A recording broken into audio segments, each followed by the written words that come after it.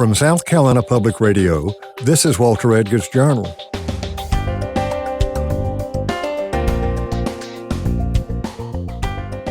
This week, we'll be talking with Charleston author James M. Scott, author of Empire of Ashes, Truman, Hirohito, and the Descent into Total War. With startling immediacy, Empire of Ashes illuminates the moral dilemma at the center of America's decision to inflict total war upon Japan. James, it's great to have you back on the Journal. Your third time. And let's remind our listeners, you first came out here to talk about Rampage, right? Correct, yes. Rampage, the Battle of Manila. And when was that? I can't remember. I think it's about 2018. It was, yeah. That's when the book came out, 2018. Yeah. And then here's this guy who, he went to Wofford. He majored in Spanish. And so where are you from originally? I grew up in Charlotte. Charlotte. I went to Wofford, as you said. I majored in Spanish and English, which did help with the writing. So, but yeah, very long, very distant path to get where I am today. And you dabbled in journalism too at some point. Yeah, I spent a good bit of time. I was a reporter at the Post and Courier, and for a number of years there. Still have a lot of great friends over there. So. Okay. All right. And then 4 years later, you came in with Black Snow. Yeah. Yeah, which was on the firebombing of Tokyo in March of 1945. And so now you come in with Empire of Ashes, Truman, Hirohito, and the Descent into Total War. Yeah. All right. What made you decide to do that? It's kind of a follow-up to Black Snow, exactly. No, and I'll tell you, this book actually grew out of Black Snow. When I was researching Black Snow, which looked at the March 9th, 1945 fire raid against Tokyo, which is an event that a lot of people don't, it's often overshadowed by the atomic bombs, but it was a very destructive fire raid against Tokyo, killed 105,000 men, women, and children, and burned about 16 square miles of the capital. And so when I was writing that book and I was in Japan doing interviews, I went down to Hiroshima and I interviewed some survivors. I got a lot of firsthand accounts out of the archives there at the museum. And so when I wrote the first draft of Black Snow, I had a huge takeout on Hiroshima. And my editor, John Glessman in New York, who's just a wonderful writer and wonderful editor, read the first draft and he said, this is not a book about Hiroshima, James. This is a book about Tokyo. Like, that's a different book. That's another book. Yeah. And so we wisely cut all that material out. And so when we finished editing that book, this just made a natural follow-up. It was like, we've got this great material. Let's dig even deeper. Let's really sort of explore that pivotal 125 days that leads up to the atomic bombs and everything that goes with that. Okay. You spent a year in Japan. I did, yes. Mm-hmm. All right. Do you speak Japanese? No. I mean, I can speak a few words, but I'm terrible. Okay. And we're talking about the days from when Harry Truman finds out about the bomb. Yes. And he's not even in the United States. He's in Germany. Yeah. He's in Potsdam. Yeah, exactly. So okay. Why the focus on Truman and Hirohito? Before we go any further, let me. You said he found out about the atomic bomb. Now he became president when Franklin Delano Roosevelt died. Yes, and he was his vice president. Becomes president. He didn't know about it then because I guess need to know, right? But how long had he been president before he found out? It wasn't long. Yeah. So, and what Walter was saying, I guess he finds out that it works when he's in Potsdam. They get the confirmation that the first test actually works. But he comes in on April 12th, 1945. And you remember, he's only been vice president for 88 days. And he is really a political nobody to the nation at large because FDR's been president for 12 years, over 4,000 days. And here you have Harry Truman, who kind of comes in. He's been vice president for 88 days. He spent much of his career, his early life out in Missouri as a farmer, worked on his family farm for over a decade. He worked in Missouri politics and whatnot. And then before he finally rises up to the Senate, and he's in the Senate for about 9 years before he's tapped to be FDR's running mate. And his being tapped has a South Carolina connection. Oh, it totally does, yeah. Because James Burns was dying to be vice president. And I think, as I remember from what was going on at the convention, it looked like Burns was getting a following, and FDR put out the word is stop him and get Truman. Yeah. Truman didn't offend anybody. Exactly. Well, he had chaired a Senate committee that did come up with real fraud, waste, and abuse So he had something of a reputation. He wasn't just a backbencher. Yeah. But this was put in Truman to stop Burns. Yeah, it's great. It's a great story because it reflects so much on Truman because Henry Wallace had been vice president at that time, and of course Wallace was, and everybody knew in 1944 that FDR was likely not going to live through his term. So the stakes were very, very high at this point. That whoever was going to be his running mate was likely going to take over at some point. And Wallace, who had been his vice president, was seen as just too out there in a lot of ways. He played with boomerangs. He dabbled in mysticism. He was just, I think there's just not a huge comfort level with him in the Democratic Party. Now, Jimmy Burns was a natural. He was so close with Roosevelt. They called him the assistant president. He had loads of experience in politics. Of course, he's a Spartanburg native. He lived in Converse Heights, right near Converse College there. He'd served on the Supreme Court. He'd served in Congress. He'd served as governor. He just was a real political mover and shaker. But he had his own flaws. He was seen as more of a segregationist. He would not appeal to minorities. And so they kind of are ticking down the list of who can we sell to the American public. And third on that list is Harry Truman. And as you noted, he had been chairman of what was known as the Truman Committee, which looked at waste and fraud in the Defense Department. So he built up a bit of a national reputation in Washington for that, and it was seen as a very positive thing. But he also appealed to a lot of different people. He'd been a farmer, so he could bring in the farmers and the rural vote. He could bring in the minority vote. He really was just sort of kind of bland in a lot of ways. The media at that time called him colorless. And so when he was ultimately picked, they called it the Missouri Compromise, and, which I just love that. And, he was sort of the least offensive character that they could get. And thankfully for America, we got him because he turned out to be a terrific president at this time. Yeah. Okay, he learns about the bomb before he gets to Potsdam. Yes. But he had not been informed. No. And by the way, that was not unlike much of what Roosevelt did with his other vice presidents. He was the show, and yeah, vice presidents basically meant very little to Roosevelt. He governed very much on his own. Even his own State Department meant very little to him. He managed diplomatic negotiations on his own. He didn't share. And so Truman really only meets with the president just a handful of times during that 88 days. FDR makes no effort to sort of guide him, to help him with what's going to be a pretty big learning curve. He really just basically says, go back to the Senate and preside over the Senate. And that's effectively what he does. Sits there until, of course, April 12th when FDR dies. Okay. So he is in Potsdam as the big three. Mm-hmm. Actually, was Chiang Kai-shek there too? No, Chiang Kai-shek was not there. It was Stalin and Churchill. Yeah. And this is to figure out what they're going to do with post-World War II Europe. Yes.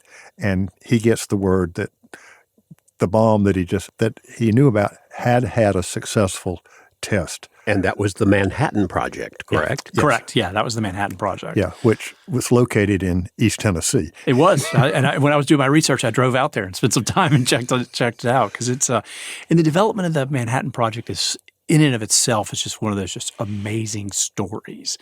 And it's such a quintessential American story too. It's, you've got sort of this idea about, and you have to remember, like in the late 1930s, atomic, the possibilities of atomic energy it was like AI is today. Everybody was talking about it. The first atoms had been split. The possibilities, what it would do for energy, what it would do for society, it was all the rage at that point in the scientific community. So it wasn't out of left field. This was a big topic at that point, just like AI is today. And of course, the United States had the resources to invest wholeheartedly in trying to take this theory all the way to the construction of a bomb. And of course, that would ultimately require a $2 billion investment by 1940 standards, which is huge today. Yeah, $2 billion in today's money. I could convert it, but we'd have to get out our iPhones and do that if we were going to do it. All right, and they actually built the base in East Tennessee. Ended up having 50,000 people? Oh, 75,000. 75,000. It ended up being one of the biggest cities in Tennessee. In order to make this work, they had to build 3 top secret cities. Tennessee was the biggest. It cost about $1 billion there. That is where the uranium was enriched. They built another one out in Washington State, which is where they developed in Hanford, plutonium. And then, of course, in Los Alamos is where all the scientists gathered to figure out, all right, now we've got these raw materials. How do we make them into a bomb? What's the shape of the bomb going to be like? How are we going to trigger it? What are the ballistics going to be like? So they had to the job of sort of bringing it all together into a weapon form. And so each of these three, I like to think of them as sort of the three legs of a stool. It's each of these communities is totally dependent upon the other. But what's fascinating about this is it wasn't just like we've got to, build some scientific, warehouses, laboratories, things like that. These had to be fully functioning cities. I mean, they had to build sewer systems, electrical plants, schools, grocery stores. You had to have typewriter repair shops, hobby shops, basketball courts, swimming pools. If you're going to bring together that many people into a top secret community, you have to have everything that we have right here in Columbia. I think in Los Alamos, they had intramural sports. Oh, they had a city council and school board. Yeah. They had a ski slope at Los Alamos. It was just amazing the things that they did here. And and that's the ingenuity that was involved in it. It's just, I find so fascinating. Okay. And this is one of those things, James, we could digress on this further, but we totally could. Yeah, we need to get more to the point. Absolutely. Let's talk about the war in the Pacific, because that's where all of this hinges. We have done the island hopping. We have had Guadalcanal. Yes. We've had Iwo Jima. Yes. Both of which were horribly bloody. Oh, yeah. And there were some others, and the casualty rates there shocked even hardened officers in both the Navy, well, obviously the Marines too. Certainly. The casualty rates were just out of sight. Yeah, and that whole last year of the war, when you go from the Mariana Islands, Guam, Saipan, and Tinian, the capture of those in the summer of 44 through the end of the war, you really see a change in how Japan is fighting this war. They recognize that they're not going to win at this point. And so their strategy becomes one of attrition. And by that, it's all about how much bloodletting can we inflict upon the Americans. And their goal, of course, is they don't want unconditional surrender, which is what America had been demanding all along. They want to have terms. They want to protect the emperor. They don't want an occupation if they don't have to have one. They don't want their troops tried as war criminals by Allied forces. And so what they do is they set out to try to inflict maximum bloodshed against the Americans, that the American public will turn against a long war, and they'll get to have a say in how this war ends. And you see that Iwo Jima, as you noted, is absolutely horrific. Manila, brutal urban warfare. Okinawa is where it builds up to. And that battle begins in April of 1945, right when Truman takes over, and it's going to be the bloodiest, most horrific fight of the entire Pacific War. Hundreds of thousands of casualties. Many civilians are going to be killed, 25,000 combat fatigue for the Americans alone. And I've been to Okinawa. I lead tours over there. And when you see how small that battlefield really is, and you hike to the top of Hacksaw Ridge or Kakuzu Ridge, you go through those tunnels, you realize this whole thing took place really in about a 20 square mile area. And yet here you had massive, massive casualties. Well, and you have some very important Republican senators who are beginning to say, enough is enough. Yeah. Basically, go back to the negotiating table, and we don't really care if you have unconditional surrender. Yeah. We just want the war. We don't want any more boys killed. Exactly. And you have families writing letters into the War Department saying that, and you've got editorials running in the newspapers saying if Okinawa is this horrible, what's the invasion of the Japanese mainland going to be like? That's where the rubber meets the road in this story. And the War Department, and it was the War Department then, and the Navy Department were looking at, they were doing studies based upon Okinawa, Iwo Jima, Guadalcanal, and they were trying to extrapolate what it would take if the home islands were invaded. Yeah. And the Japanese were already preparing for that. Oh, yeah. They were relocating troops to the mainland. The amount of blood that was predicted was horrible. It was, and the Japanese knew. I mean, if you think of our advance across the Pacific, by that point, you're kind of just moving towards the homeland. It's basically like looking at a ladder, and you just see the American forces climbing up that ladder, getting closer and closer to Japan. And so they knew after Okinawa, the next stop was Kyushu, which is the southern island of the Japanese homeland. And so they started moving all their troops there. And we thought initially that we would invade. It would be about a 3-to-1 ratio, so 3 Americans coming ashore against 1 Japanese soldier. By the time this is actually going to unfold, it's going to be more along the lines of 1-to-1. The Japanese are just moving everybody they have there. And more than that, the Japanese they've started to sort of bring in everybody in their society. So they're getting teenagers and children training with spears. And they're getting grandparents to do that. So, I mean, they're really building this just citizen army that with the idea that they're going to just stop the Americans at the shore. And what they're doing is they're setting up just a horrific catastrophe for both sides. You're going to have, hundreds of thousands of Japanese, if not more, killed. You're also going to have Americans coming ashore who are going to have to shoot grandparents, shoot children. I mean, what's that going to do to a whole generation of American young men and soldiers if they have to fight that kind of battle? So it's shaping up to be a horrific fight. In fact, one estimate in July of 1945 at the Pentagon said the Americans are looking at about 1.7 to 4 million casualties. The Japanese were looking at 5 to 10 million casualties. I mean, those projections are through the roof. I mean, it's a horror is what it really is. Okay. So going back to your subtitle, because you deal with both sides. You deal with Hirohito, who is the emperor of Japan, who how much authority does he really have in controlling the war? Yeah, and that's a great question. And it really gets at the heart of what has happened in Japanese society in the decades leading up to the outbreak of World War II. In theory, he is effectively the center of cultural, political, spiritual, and military life. You're right. Yeah, he is commander of all. But he's actually a very weak figure. And I love writing about Hirohito and studying him as an individual because, when we think of commander-in-chief type figures and you're thinking Alexander the Great, you're thinking Napoleon, you're thinking Caesar, and then you have Hirohito, who is really, in a lot of ways, the complete opposite of a warrior. I mean, he has stooped shoulders, a high-pitched voice. He's far more interested in marine biology and collecting slugs and starfish than he is in doing anything kind of the military. He's led an incredibly lonely life, sort of segregated from his society. And he comes into power, in the late 1920s, as society's changing dramatically in Japan. You're seeing the military, even though it's technically a democracy, you're seeing the military asserting all sorts of new power over this point and really consolidating power. So they are going after the media. They're shutting down newspapers. They're creating sort of a national propaganda for the military. They're going after academics. They're going after trade unions. They're organizing society in such a way that they can control it. And one of their big tools is assassination. And that is really rife throughout Japanese culture. In fact, Prime Minister Suzuki, who was the prime minister at the end of the war, had barely survived his own assassination. He'd been shot 4 times during a coup attempt in the 1930s. And so Hirohito, even though he is, in theory, this very powerful political force, is really a very weak individual personality-wise. And he's also lost any real sense of power to the militaries who are controlling everything. And so he plays a very passive role through much of the war until 1945, until the Americans begin that firebombing campaign in earnest against Japan, and he starts to see his cities burn.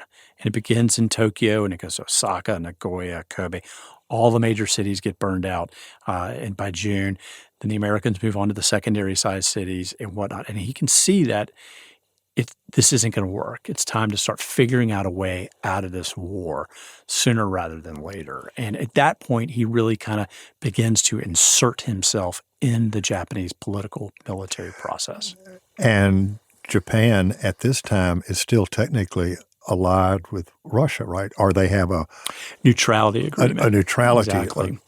Yeah, and so they had signed that in April 1941 saying, hey, we will not invade each other. And of course, the Russians were busy fighting the Germans on the opposite side of Europe. The Japanese were fighting the Americans in the Pacific. So both sides kind of agreed to not attack each other. But you got to remember, Russia and Japan are really close by each other. It's 600 miles at some points. So they're really next door neighbors in a lot of ways.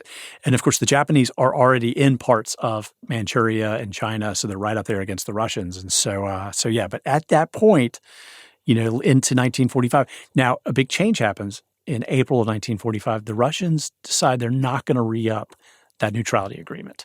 But there's a provision in that says if either side doesn't re-up, you agree not to invade for at least a year. So the Japanese think, well, technically we've got a year, but do you trust Joseph Stalin? I mean, do you? I mean, so I wouldn't. I wouldn't. And so, I mean, they can see the writing on the wall in April that, hey, Russia, Germany's about to collapse and Russia's suddenly not going to be fighting that war on that side. So, the gig is up, essentially. So how does Hirohito react? How does he begin to reinsert himself? They have some kind of war council. They do, and it's fascinating because of course, there is the normal cabinet with about 24 ministers, in Japan, that just like in the United States, you've got transportation, finance, all that. But really, it's all governed by what's called the Big Six. And of course, that name derives from the fact it's just six people. It's the prime minister, it's the foreign minister, it's the war minister, and then the chiefs of staffs of the Army and the Navy minister. And so it's really just these six individuals, and they are ultimately the decision-making body. But normally when they make a decision, it has to be sort of blessed by Hirohito. And so they will come up with an idea, they will sort of present it to Hirohito, and then he kind of nods or doesn't. But he's in general, he's very hands-off in these situations until the very end of the war, until the atomic bombs start happening. Now, what he's doing is behind the scenes before the atomic bombings, he is telling his senior political officer, a guy by the name of Hirohito, that we need to start figuring out a way out of this war. And so how can we – and they initially think, well, maybe, the Russians have sort of been on the sidelines all this time. Maybe we can send an envoy to Russia and we can get the Russians to help mediate a way out of this. And you can already tell from the beginning, that since the Russians aren't re-upping the neutrality agreement, this is kind of a long shot bid. But they start in June and July, start trying to figure out maybe if there's a political backdoor through the Russians to try to bring an end to this. But that never really goes anywhere. And what are the Americans planning to do? So the Americans, of course, at this point, we are reading Japanese intelligence. So we are seeing what the buildup is like on Kyushu. We're recognizing that this is going to be a much, much bigger fight. And of course, but the biggest game changer for us is going to come in the middle of July with the test of Trinity in New Mexico. And that is going to be the first successful test of an atomic bomb. You have to remember, up until this point, America has built atomic cities. We've used 600,000 workers. We've spent $2 billion on a theory. And it's not until July 16th, that 1945, it's 5:29 a.m. when that bomb goes off in New Mexico that we know we now have a bomb. Okay. Now, let's talk about the folks in the United States who are involved in it's not the Big Six, but obviously you've got the president. Yes. You've got the Secretary of State, who is Jimmy Burns. Yep. Mr. Morgenthau, and he's Secretary of the Treasury. Treasury, yep. Yeah. But also Henry Stimson, War Secretary. Yes. He is really, and it's for folks who may not know a whole lot about him. He's in his late 70s at this point. He has been around Washington forever. Super smart guy, very, very close with Roosevelt. He'd served in the United States in multiple different advisory capacities. He was never much of a retail politician, so he was always kind of in the background. But he has been War Secretary under FDR and now under Truman. And he has been the guiding force for the atomic bomb from the very beginning all the way through, working hand in glove with Leslie Groves. And let's remind everybody who Wesley Groves was. Okay, he is, for those who've seen Oppenheimer, he's Matt Damon. Okay, I think yeah. And I'll tell you, he is actually, and I think just to quickly to digress, Leslie Groves is one of the most underappreciated yet most important figures of World War II. And it's interesting that they made a movie about Robert Oppenheimer when Oppenheimer plays a much, much smaller role in it all than Leslie Groves did. Groves was the head of the Manhattan Project. So he was the one that had to figure out how to build the cities, where to build them, what engineering companies to hire. So he is but engineers don't make good movies, I guess. And, but he's he's just this amazing guy. He's like a Curtis LeMay. He's just one of those guys who's a total doer in World War II, and he gets it done. And so he is running the day-to-day operations of the Manhattan Project, and Henry Stimson is sort of his boss. Think of it sort of like Stimson's the board chairman, and Groves is the CEO of the Manhattan Project. Okay. And so now that in July they know that they've got the bomb, they're trying to figure out what to do. Exactly. Yeah, and that's the big question because, up until now they've already greenlit the invasion. In June of 1945, they greenlit the invasion for Kyushu. That's supposed to happen in November. So everything is now building up toward this battle on Japanese soil in November. And of course, those casualty estimates are coming in at that point, the projections. But suddenly you have this weapon, this potentially war-ending weapon. And it's important to note that the atomic bomb is a very destructive weapon for sure. But Japan had already been put through a lot of destruction by America at this point. The fire raids had taken a huge toll on their cities. And despite those fire raids, they still had not surrendered. And they still had a manufacturing base of sorts. They did, and they still had 5 million troops under arms. Yes, their Navy was defeated. Yes, their Air Force was largely defeated, and what wasn't was being turned into a kamikaze force, but they still had an awful lot of troops. And you also had military leaders who preferred national suicide to surrender. I mean, Japanese surrender is not a word in their vocabulary. And so there was real fear that even with this new bomb, the Japanese may continue to fight. But what the bomb represented was a political weapon as much as it was one of destruction. Because what America was looking at is how can we shock the Japanese political body, the Big Six, into surrender? Because the firebombings didn't work. So and there's a difference between defeat and surrender. Defeat, of course, is your military's destroyed on a battlefield. Surrender is a political decision. And so the bomb really is a political weapon in a lot of ways. Okay. So Truman greenlights it. Yes, he does.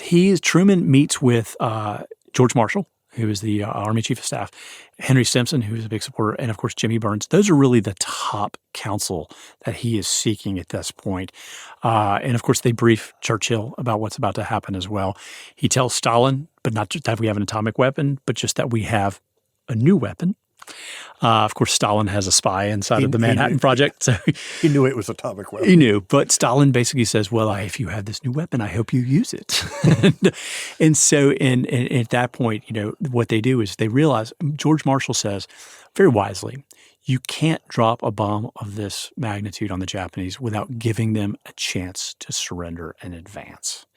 And so what had been going on in the sort of the backdrop of all this was the War Department had put together what became known as the Potsdam Declaration, which was a message to the Japanese with 13 points that said, if you surrender, here's what your options are. And it basically, and Henry Stimson said, it sort of laid out the carrot and the stick.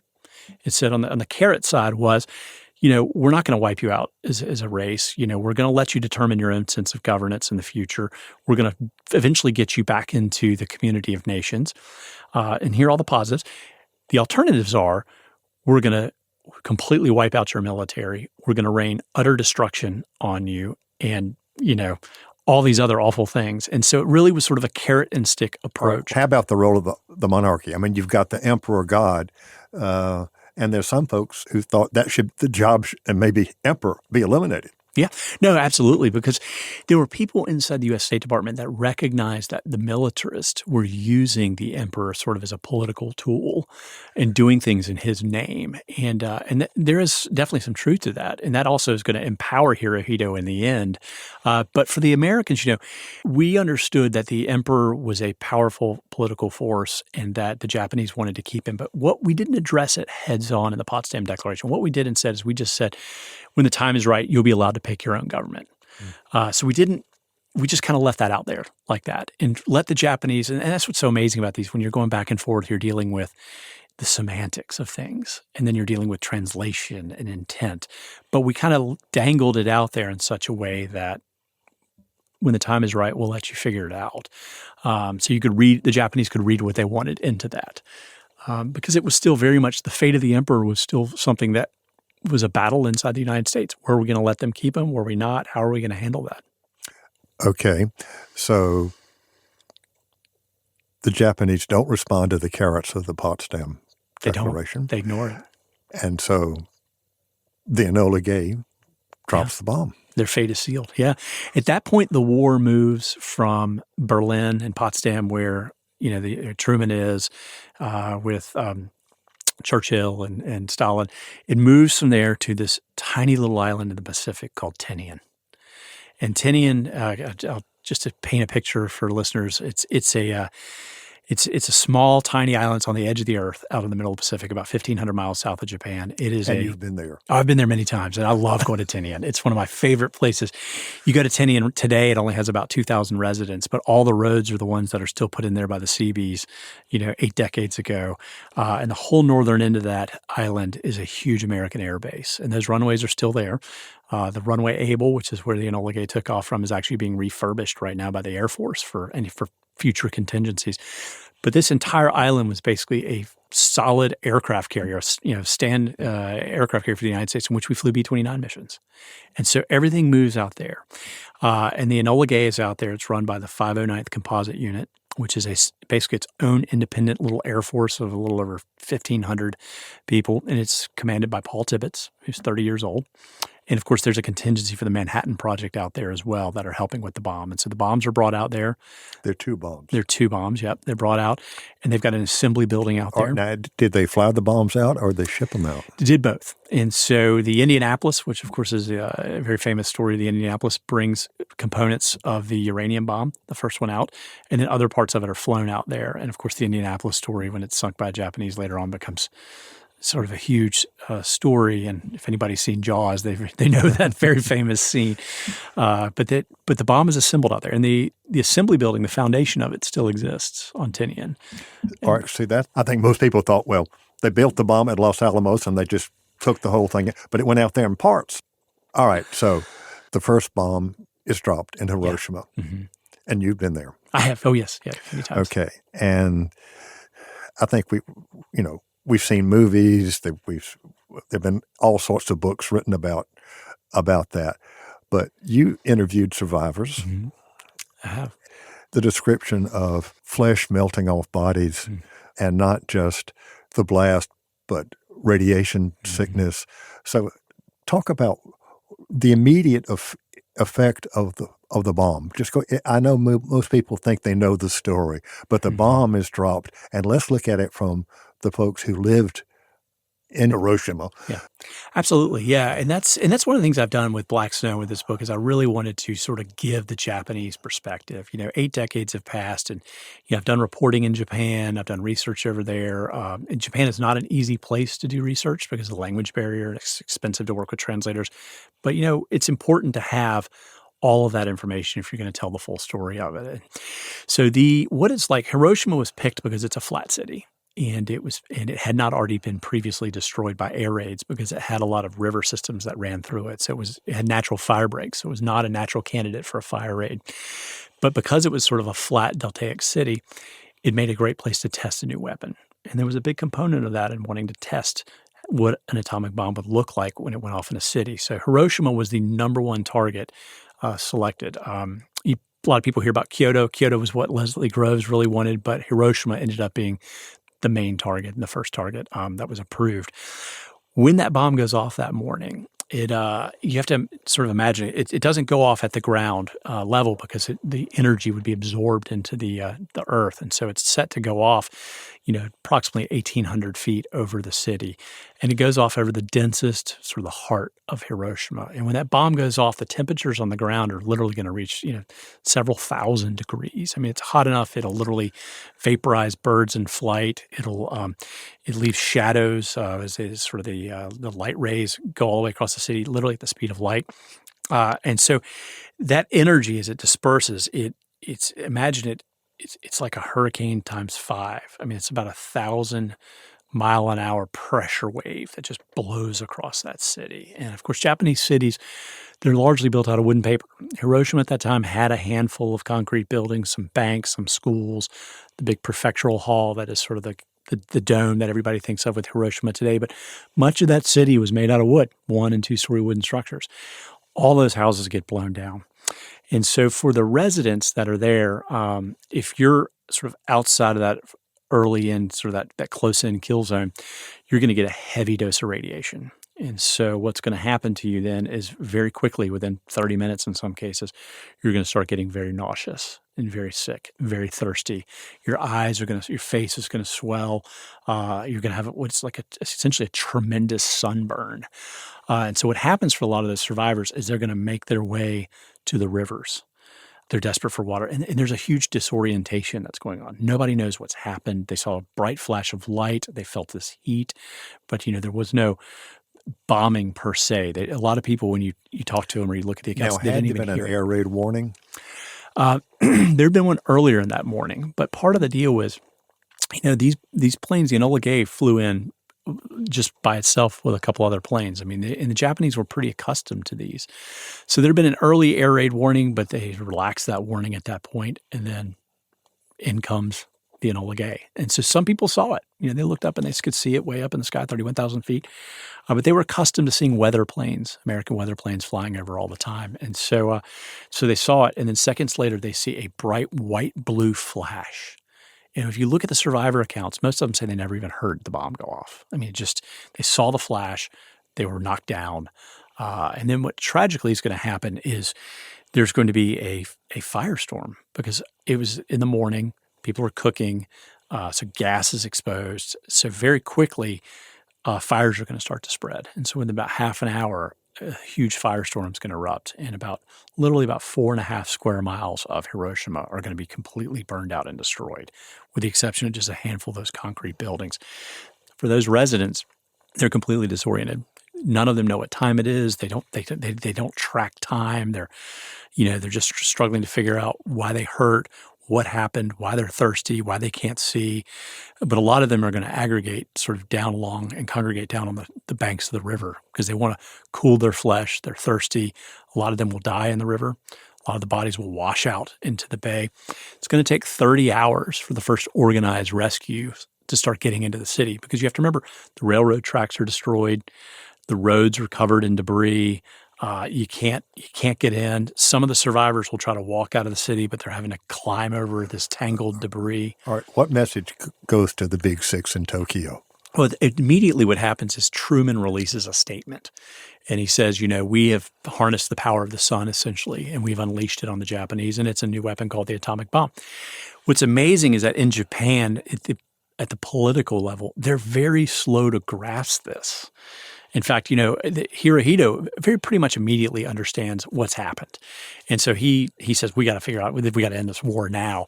But then just getting the Big Six together to have a meeting, I mean, it's crazy. It takes like 24 hours. And you would think something of this size and this magnitude, everybody'd be available immediately. And yet they're not. So they're very slow moving in Tokyo. And some of them didn't really believe it. Totally. You had military leaders who sort of doubted it. Japan had tried its own nuclear program. It had gotten basically nowhere. The Germans had gotten further along than the Japanese. But they do send their top scientists down there to test it. And then, of course, what happens is one of the Japanese generals who survives it down there comes up to Tokyo and gives them a first-hand account of what happened. So they know very quickly how bad the destruction is. But getting together and organizing to figure out what to do about it is going to take time. And so that's and what's going to happen over the next 74 hours is events move very, very quickly. The Russians at that point are going to seize the initiative and move against the Japanese in mainland Asia. And of course, the second atomic bomb had been planned for probably around August 11th or so. But Leslie Groves was really adamant that that needed to be pushed up as fast as possible. Weather systems were moving in that were going to make it hard. But more importantly, he felt it was important for America to maintain that initiative and to hit the Japanese 1-2 punch. And that was sort of a psychological ruse in some ways. And it worked very much to America's favor because the Japanese militarists who wanted to keep fighting said, hey, there's no way the Americans have more than one of these things. We've already taken that big hit. We survived. We're still politically intact. So why would we surrender now? And the fact that Americans dropped the bomb on Nagasaki 74 hours later wiped out that argument. If the Americans can drop these things every 3 days, they must have a stockpile of them. And so at that point, then Hirohito really sees this opportunity to insert himself in that process to try and bring about Japan's surrender and really to prevent the annihilation of Japan. How did they get the word to the Americans that, yes, we surrender? Well, of course, it's going to have to go through third-party neutrals like Sweden and Switzerland and whatnot. But, of course, there's a big debate that's going to play out. So what happens is the emperor, normally when the Big Six meets, the emperor he will give his blessing, but he won't really say anything. So what happens is after the Nagasaki attack, on the night of August 9th, the Big Six are going to meet, and the meeting's going to go from August 9th into August 10th. And you've basically got a divided council, 3-3. Three of the Japanese leaders think we need to surrender. We just need to accept the Potsdam Declaration and be done with it. You got three others who are the military hardliners who are saying we don't want to surrender. And if we do, we need to have conditions like no occupation, protecting the emperor, basically four big bullet points. And so they're deadlocked. And what happens at that point is the Prime Minister Suzuki turns to Hirohito and he says, what do we do? And at that point, he steps in. I'm paraphrasing, but he says, it is time for us to bear the unbearable. And he says, I demand that we get out of this war. At that point, we accept surrender. And that's where the relationship is so important, because for the militarists, for all along, have been saying, we're doing everything in the name of the emperor. And so we're doing this for him. And now if you have the emperor commanding you, how can you not follow that order? And so it really puts them in that bind. And some of them still don't give up. No, they don't. In fact, it's going to go on, that time from August 9th and 10th, literally through the 15th, when Hirohito finally announces the surrender, is one of the most tense periods in Japanese history ever. And why is that? Well, because what happens is the Japanese first go back to the Americans. They say we want to protect the monarchy, and so they send this note out. And you got to remember, it has to go off to Europe, has to be translated, sent over. Jimmy Burns is the one who gets it. They read it. They come in. He meets with Truman and whatnot and the senior American leaders. And it says, they want to keep the emperor. And so at that point, you've got Americans. Some say, yes, it's not a bad idea. Some say, absolutely, the emperor has to go.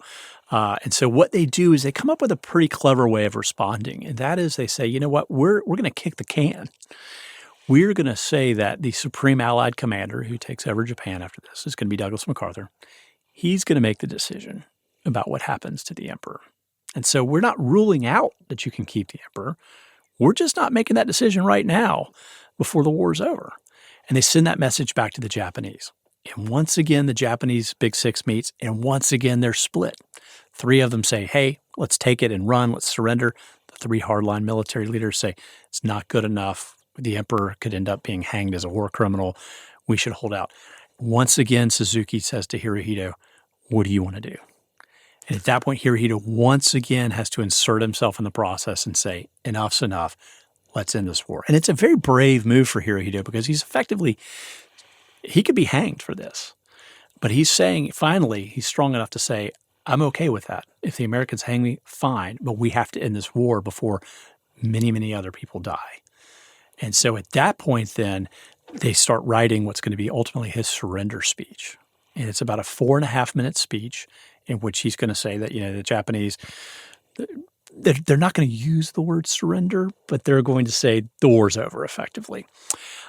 But the tension is still high right at that point in Japan. And you have these fanatical young military leaders. And he's recording the speech. Mm-hmm. He's never been on the air. Yeah. Nobody really knows if it's really him. Yeah, exactly. I mean, the average Japanese person has never heard his voice. And and so he records the speech. They basically take his comments from these two different meetings where he had to cast sort of the tie-breaking vote, and the court officials, the council officials, draft this speech. It's about 800 Chinese characters, 4.5 minutes. They then bring in NHK, which is the Japanese big broadcaster, to the palace, and he records it on a system, pretty much like you and I right here, and it records a record, an imprint on a record. They then hide that record, because they're worried about the security situation, in a safe in one of the Empress's aides' offices. Of course, the Imperial Palace is 500 acres and down, so it's a huge complex. But of course, what happens, word gets out, and these fanatical young officers, they kill the head of the Imperial Guard. They then break into the palace. They're hunting for the emperor. They've kidnapped the NHK technician team that made the recording. They know there's a recording somewhere on this property, and it begins this sort of hunt through the Japanese palace to find the emperor, find the record, and whatnot, until senior Japanese military leaders can realize what's going on and intervene to stop it. So it's this incredibly tense, dramatic moment that has all these what ifs. Like, what if they had succeeded? Do the Americans know what's going on? They don't know what's going on. We have no idea. In fact, it's such a dramatic moment in Washington because, word has gotten out that, like, this dialogue is happening. And so thousands of people are showing up in Lafayette Square. They're laying out towels. They're sitting out there. They're waiting for this. The entire country is on edge, waiting to find out if this war is about to end. Of course, hundreds of thousands of troops are transitioning to the Pacific. Everybody's preparing for this thing. And yet here's this possibility of peace. And so America, you can imagine how electrical of a moment that is in the United States. And you have 100 reporters camped out in the White House. They're pounding on the door of the press secretary, and he's like, I don't have any news. We're waiting. And so it's this incredibly tense moment in America, too. Okay. The end. How does that finally happen? Well, they break up the coup, and this record is then taken to NHK headquarters. And this record, like I said, it is, I think, it's one of the most powerful artifacts of World War II history. And if you go to Tokyo, there is an NHK museum, and I think it's on the third floor in the far back corner. That record is there. And I take guests there when I do tours there, and we go look at it because I think that record, the 4.5 minutes of context on that record are what brought it into the most destructive war in modern history.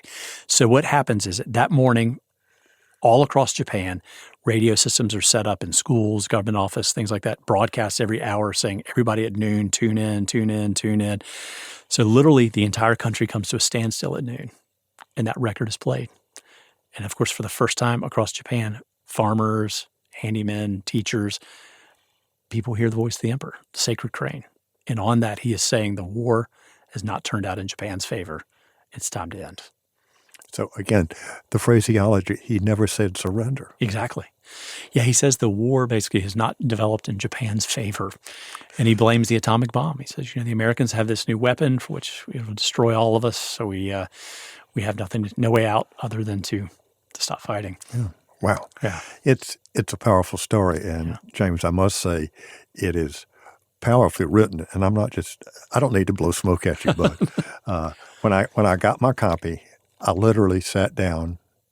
Alfred gave it to me early in the morning. I stayed up till 2 o'clock. I read it all the way through. Oh, wow. Thank you. I'm super honored by that. Yeah. And I got all sorts of... I see your sticky notes in there. I've got sticky notes. It's gripping. Oh, it's gripping. Thank you. So you've done this. And what are you going to do next? So I've got a series of books I do with Jack Carr, who's a big thriller writer, on modern terrorism events. And so we have a book coming out next year on the bombing of Pan Am 103 over Lockerbie, Scotland. And so I've spent the last year, after we finished the edits on this, interviewing family members of those killed, interviewing FBI agents, bomb experts, Scottish investigators, prosecutors. And so that book will be out sometime early next year. Well, and folks, we need to wrap up. James, it has been great to have you back on the Journal, son. Dr. Edgar, it's always a pleasure. Please, I'm Walter. Sorry. Okay. My mom would get on me if I didn't use my manners. And Alfred, before we sign off, we need to shout out, because yesterday I got a real letter, from a young man in Chatham, England, it's Kent County, who listens to our podcast regularly. So we want to shout out to Toby Smith in Chatham, England. Hey, Toby. That's awesome.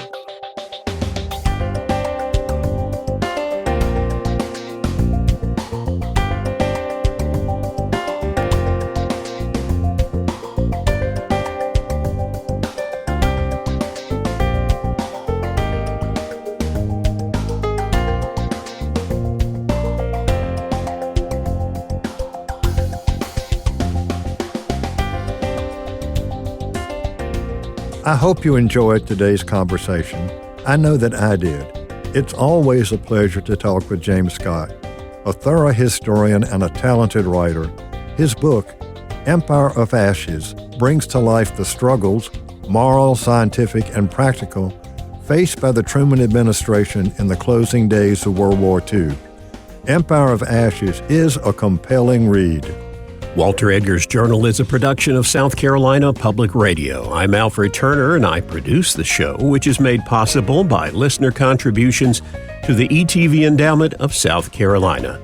Remember, the views and opinions expressed on Walter Edgar's Journal are not necessarily those of South Carolina Public Radio or its underwriters. Many of the books discussed on Walter Edgar's Journal can be found as part of the Walter Edgar's Journal Book Notes section at All Good Books in Columbia, South Carolina, or may be available from your local bookstore. We'll talk again soon.